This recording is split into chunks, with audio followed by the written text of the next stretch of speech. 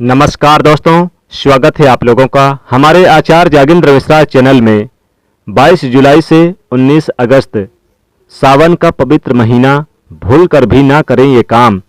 दोस्तों 2024 में सावन का महीना कब है और कितने सोमवार पड़ेंगे, सावन की समाप्ति कब है तथा रक्षाबंधन कब है, अन्य व्रत का पालन कैसे करें, व्रत में कौन सी चीज़ें नहीं खानी चाहिए और एक ऐसा उपाय हम इस वीडियो में बताएंगे जिससे आपकी भोले बाबा की कृपा से 7 जन्मों की गरीबी, परेशानी, निर्धनता, दरिद्रता दूर हो जाएगी, जन्म जन्मांतर की गरीबी मिट जाएगी।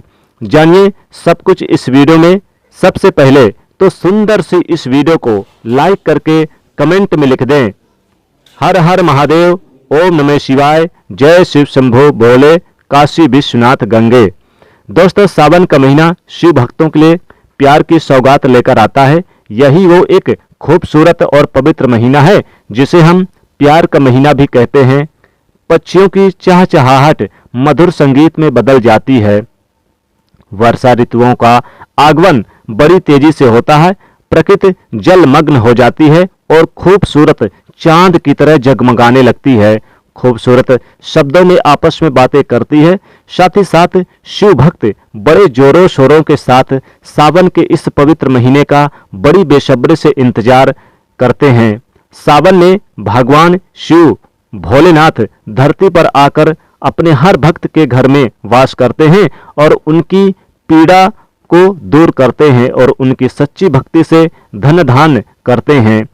सावन का हर एक दिन बहुत ही शुभ और पवित्र माना जाता है। हर दिन पवित्र होता है, हर दिन भगवान शिव की पूजा की जाती है। लेकिन सोमवार की व्रत की बात कुछ और होती है। पवित्र और शुभ दिन होता है सोमवार के दिन। इस दिन व्रतधारी व्रत रखकर संपूर्ण फलों की प्राप्ति करते हैं और अगले दिन सावन के पवित्र महीने में फिर से सोमवार के व्रत के आने की कामना करते हैं ताकि सावन में हम व्रत का फिर से संपूर्ण रूप से पालन और फल प्राप्त कर सकें। दोस्तों आपको बता दें कि इस बार सावन का महीना 2024 में 22 जुलाई और सोमवार के दिन पड़ेगा। सावन की समाप्ति होगी 19 अगस्त के दिन और सावन की आखिरी सोमवार के दिन 19 अगस्त यानी कि सोमवार के दिन ही रक्षाबंधन का त्यौहार भी मनाया जाएगा। दोस्तों आप जानते हैं सावन के इस पवित्र महीने में कितने सोमवार पड़ेंगे और आपको कितने व्रत रखने हैं। आइए जानते हैं। सावन मास का पहला दिन 22 जुलाई दिन सोमवार है। पहले दिन सावन के सोमवार पड़ने से 4 चांद लग गए हैं। सावन का दूसरा सोमवार व्रत 29 जुलाई दिन सोमवार। तीसरा सोमवार व्रत 5 अगस्त सावन का पवित्र चौथा व्रत 12 अगस्त के दिन पड़ेगा और 19 अगस्त को 5वां सोमवार है। दोस्तों ऐसे में कुल मिलाकर 5 सोमवार पड़ेंगे और अंत में 19 अगस्त यानी सोमवार के दिन सावन समाप्त हो जाएंगे। दोस्तों ऐसे में हम जानते हैं सावन के इस पवित्र महीने में कौन सी गलती नहीं करनी चाहिए जिससे कि शिव नाराज ना हो। और सावन व्रत में ये फल तो कभी मत खाना, नहीं तो भगवान भोलेनाथ भोले बाबा आपसे क्रोधित हो सकते हैं, आपका व्रत टूट सकता है। आइए जानते हैं कुछ ऐसे सावधानियां जिसे भूलकर भी नहीं करना चाहिए। दोस्तों नंबर 1, शास्त्रों में कहा गया है कि व्रतधारी को उधार मांगकर फल आदि नहीं खाने चाहिए, इससे पाप लगता है और व्रत अधूरा रह जाता है। सोमवार का व्रत हो या फिर कोई व्रत हो क्यों न हो, यानी कि अपने पड़ोसियों से मांगकर भी व्रत आदि में फल वगैरह नहीं खाने चाहिए। व्रत में उधार मांगकर खाने से व्यक्ति का व्रत झूठा हो जाता है। ईश्वर की शरण में आने पर व्यक्ति को झूठ नहीं बोलना चाहिए, कर्ज नहीं लेना चाहिए, चुगली आदि नहीं करनी चाहिए, उधार मांगकर नहीं खाना चाहिए।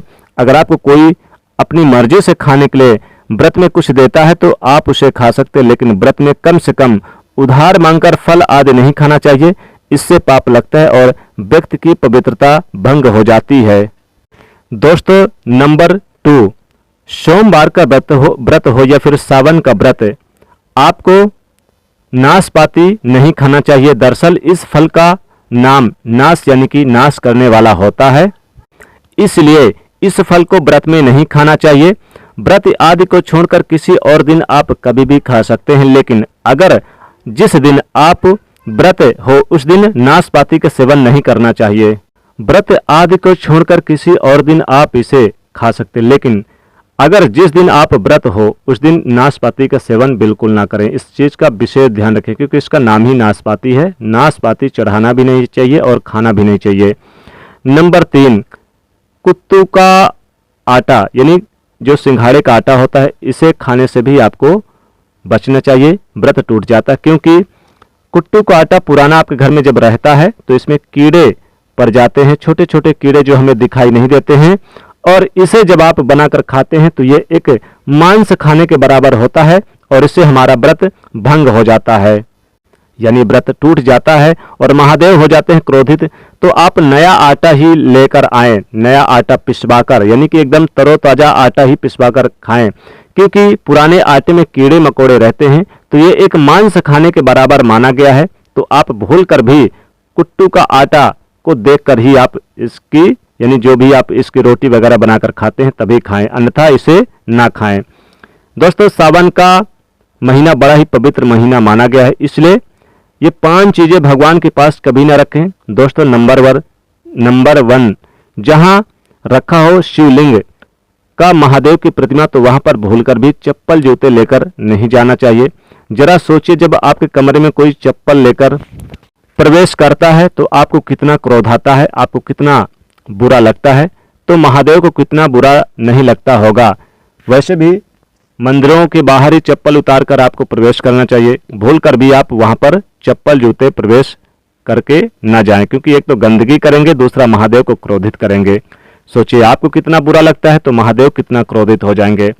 नंबर 2, अक्सर महिलाएं मासिक धर्म जब आता है और यानी कि यहाँ पर किसी को बिना बताए पूजा पाठ कर लेती हैं, जो कि शास्त्रों में वर्जित माना गया है। इस समय महिलाओं को जानकर भी अनजान नहीं बनना चाहिए, नहीं तो पाप लगता है। नंबर 3, शास्त्रों में बताया गया कि जहां होता है शिवलिंग तो वहां पर सभी शक्तियां सक्रिय रहती है, और घर में होता है शिवलिंग तो वहां व्यक्ति महादेव की कृपा सदैव पा लेता है। वास्तुशास्त्र के अनुसार शिवलिंग से हर वक्त ऊर्जा का संचार होता रहता है, इसीलिए शिवलिंग पर जब धारा हमेशा होनी चाहिए, यानी जल धारा जो ऊर्जा को शांत रखता है। कुछ लोग अपने घर में शिवलिंग तो रख लेते हैं, लेकिन वो 1 हफ्ते के बाद जल चढ़ाते हैं, जो कि बिल्कुल भी अच्छा नहीं माना जाता। अगर आप जल नहीं चढ़ा सकते तो फिर आप रख ही क्यों रहे हैं। आपको डेली उनके ऊपर 1 लोटा जल चढ़ाना चाहिए। खासकर सावन के महीने में तो आपको प्रत्येक दिन, सोमवार के दिन ही नहीं बल्कि प्रत्येक दिन आपको सावन के महीने में तो आपको अपने घर पे जरूर सावन के महीने में जल चढ़ाना चाहिए, क्योंकि बिना जल आपको अपने घर में शिवलिंग नहीं विराजित करना चाहिए। जब आप सेवा ही नहीं कर पाएंगे तो मतलब क्या हुआ आपके घर में रखने से। नंबर 4, दोस्तों, तुलसी और महादेव का बैर माना गया है, इसी कारण तुलसी में शिवलिंग और गणेश जी की प्रतिमा को नहीं रखना चाहिए। दोस्तों, तुलसी के पति को महादेव ने मार दिया था, जिसके कारण से तुलसी महादेव से बैर रखती हैं, और इसीलिए तब से तुलसी महादेव शिवलिंग के ऊपर कभी नहीं चढ़ती हैं, इसलिए कभी एक साथ इनको नहीं रखना चाहिए। नंबर 5, घर का मंदिर हो या बाहर का मंदिर, किसी भी मंदिर में ऐसे व्यक्ति को प्रवेश नहीं करना चाहिए जिसने स्त्री प्रसंग अर्थात संभोग किया हो, उसमें आप अशुद्ध हो जाते हैं। ऐसे में अगर आपने संभोग किया है तो आप नहा धोकर स्वच्छ वस्त्र कपड़े पहनकर ही आप प्रवेश करें, अन्यथा आप ऐसे ना करें, क्योंकि आप अगर ऐसे में प्रवेश करते हैं तो महादेव क्रोधित हो जाते हैं, महादेव को बुरा लगता है। दोस्तों, सावन के महीने में महादेव को ऐसे बेलपत्र कभी मत चढ़ाना, बहुत ही अशुभ माना जाता है। दोस्तों, पौराणिक मान्यताओं के अनुसार बेलपत्र चढ़ाने से शिव की मस्तक शीतल रहता है। बेलपत्र से भगवान शिव की पूजा करने से दरिद्रता दूर होती है और व्यक्ति सौभाग्यशाली बनता है। इससे हनुमान जी भी प्रसन्न होते हैं, क्योंकि वो शिव के भी अवतार हैं, और इस बात को शायद कोई जानता हो। दोस्तों, पहले आप ये जानें कि बेलपत्र का उपयोग, उसके लाभ कैसे मिलते हैं। दोस्तों, नंबर 1, तीनों लोकों में जितने तीर्थ स्थल प्रसिद्ध हैं वो सभी बेलपत्र के भूभाग माने जाते हैं, इस बात को शायद ही कोई मानता है। दोस्तों, नंबर 1, यदि बेल का वृक्ष घर के बीचों बीच या पूर्व दिशा में लगा हो तो घर में धन धान की कोई भी कमी नहीं रहती और परिजन खुशहाल रहते हैं।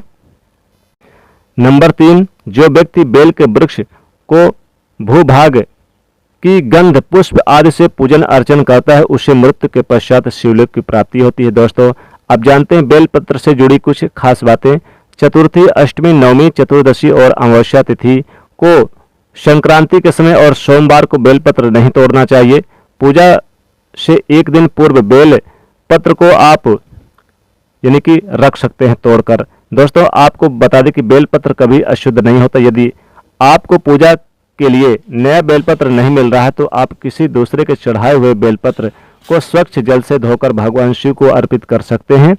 दोस्तों बेलपत्र में 3 पत्तियां होनी चाहिए। कटी फटी पत्तियों का बेलपत्र भगवान शिव को अर्पित गलती से भी मत करना।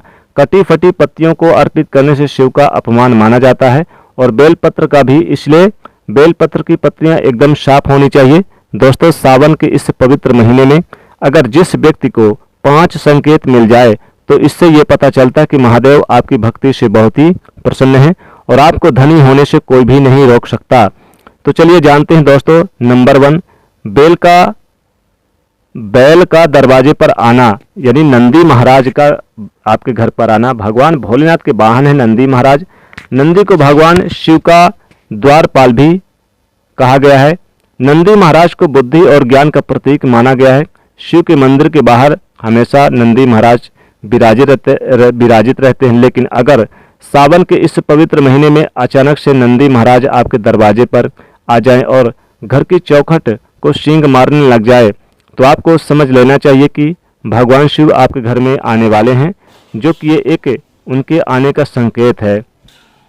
नंबर 2, सावन के पवित्र महीने में अचानक से आपके सपनों में अगर शिवलिंग दिखाई दे जाए, अर्थात भगवान शिव दिखाई दे जाए, तो इससे आपको ये समझना चाहिए कि अब आपके जीवन से परेशानियों का अंत जल्दी से हो जाएगा। भगवान शिव आपकी सच्ची आराधना भक्ति से बहुत खुश हैं और वो आपके घर में आने वाले हैं। ऐसे में शिव भक्ति में कोई भी कमी नहीं आने देना चाहिए। दोस्तों नंबर 3, शास्त्रों के हिसाब से माना गया कि नीलकंठ भगवान शिव का प्रतीक है। अगर आपके घर में सावन के महीने में नीलकंठ छत पर आकर बैठ जाए तो उसे भूलकर भी मत भगाना, क्योंकि ये भगवान शिव का प्रतीक माना गया है। ऐसे में आपको खुश होना चाहिए क्योंकि भगवान शिव आपकी भक्ति से बहुत खुश है। शास्त्रों में बताया गया है कि नीलकंठ अगर मनुष्य के घर पर आकर बैठ जाता है तो साक्षात घर में महाशिव के आने के संकेत माने गए हैं। अब आपके बुरे दिन जाने वाले हैं। कहते हैं कि श्री राम ने इस पक्षी के दर्शन करने के बाद ही रावण पर विजय प्राप्त की थी। दोस्तों नंबर 4, सावन के पवित्र महीने में अचानक से घर में काला सांप निकल आए तो बहुत ही शुभ माना गया है। इसे बिल्कुल भी न मारे, ये भगवान शिव के आने का संकेत है। जिनसे भक्ति से महादेव प्रसन्न होते हैं तब महादेव किसी खास अवसर पर ही अपने दर्शन देते हैं। सावन का महीना बहुत ही पवित्र महीना माना गया है। यही वो महीना है जिसमें भगवान शिव धरती पर आते हैं और उसी घर में अपना वास बना लेते हैं। जो सच्चा भक्त होता है, सपनों में किसी मंदिर में नाग नागिन का जोड़ा देखना बहुत ही शुभ माना गया है। ये घर में शिव के आने के संकेत है। अब आपको खुश होने की जरूरत है। दोस्तों नंबर 5, सावन के शुभ अवसर पर सोमवार के दिन डमरू की आवाज, घंटियों की आवाज सुनाई दे जाए तो ये अत्यंत शुभ माना गया है। इसका अर्थ है कि भगवान भोलेनाथ आपसे प्रसन्न हैं और जल्दी आपके घर पे और आपके जीवन में प्रवेश करने वाले हैं, जिससे आपका आर्थिक संकट दूर होकर जीवन में सुख समृद्धि मिलने वाली है। सावन में त्रिशूल का दर्शन देना या चींटियों को दिखाई देना, या फिर जैसे कि अगर आपने धतूरा का पुष्प देख लिया, पेड़ देख लिया या बेलपत्र का पेड़ देख लिया, ये बहुत ही शुभ माना जाता है। इससे महादेव अत्यंत प्रसन्न हो जाते हैं। दोस्तों सावन के महीने में कौन से कार्य नहीं करने चाहिए? दोस्तों सावन के महीने में आपको घर में हमेशा साफ सफाई करके रखनी चाहिए।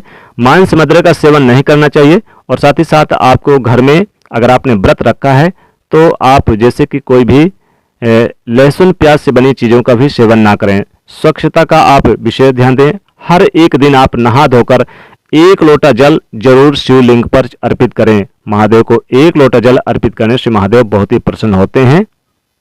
सावन के महीने में झूठ ना बोलें, कपट ना करें, चोरी ना करें और किसी से चुगली न करें, महिलाओं का अपमान ना करें और खासकर आप कोई भी अनैतिक कार्य बिल्कुल ना करें। खासकर जब आप व्रत रख रहे हैं तो आप ज़्यादा से ज़्यादा आप ओम नमः शिवाय यानी मंत्र का ही जाप करें। सावन के महीने में क्या नहीं खाना चाहिए और क्या खाना चाहिए? दोस्तों सावन के महीने में भूलकर भी लहसुन प्याज की चीज़ें ना खाएं, लहसुन प्याज से बनी सब्जी ना खाएं, बैगन ना खाएं, पत्तेदार गोभीदार यानी बैगन या फिर आप जैसे कि कुमड़ा वगैरह की गोभी, बंद गोभी, ये सब चीज़ें बिल्कुल ना खाएं, भूल कर भी ना खाएं। नाशपाती का सेवन ना करें भूल कर भी, इससे महादेव क्रोधित हो जाते हैं। लहसुन प्याज की बनी चीज़ें खाने से व्रत भंग हो जाता है। ये फिर आप व्रत नहीं भी हैं तब भी सावन के महीने में आप इन चीज़ों का त्याग कर दें, बिल्कुल ना खाएं। अगर आपको खाना ही है तो आप फलों में सेव खा सकते हैं, केला खा सकते हैं, अंगूर खा सकते हैं। बेल का फल है तो बेल का फल का रस आप सेवन कर सकते हैं। दोस्तों, बेल का फल अगर खा लें सावन के महीने में तो महादेव बहुत ही प्रसन्न होते हैं। उनकी कृपा आपके घर में दिन दुगनी रात चौगुनी बरसती है। सावन के महीने में आप बेल के फल खाते हैं तो इससे महादेव अत्यंत प्रसन्न होते हैं। दोस्तों, सावन के महीने में आपको यानी कि जो लोग व्रत रख रहे हैं तो उनके लिए साबूदाने की खीर बनाकर भी खा सकते हैं और व्रत के हिसाब से अपने दिनचर्या के हिसाब से भी आप सेवन कर सकते हैं। साथ ही साथ भूल कर भी यानी कि इस समय कोई भी अनैतिक कार्य ना करें। खासकर जब सावन के महीने में व्रत रख रहे हैं तो महादेव को आप बेलपत्र के साथ धतूरे का जो फल है, पुष्प है, और साथ ही साथ आप मदार का पुष्प जरूर चढ़ाएं और आप हो सके तो सफ़ेद पुष्प चढ़ाएं, बहुत ही प्रसन्न होते हैं सावन के महीने में। तो दोस्तों, अगर आपको ये वीडियो पसंद आए तो वीडियो को लाइक करिएगा, कमेंट में ओम नमः शिवाय लिखिएगा, इसे ज़्यादा से ज़्यादा शेयर करिएगा और चैनल को सब्सक्राइब कर लीजिएगा। ओम नमः शिवाय, हर हर महादेव।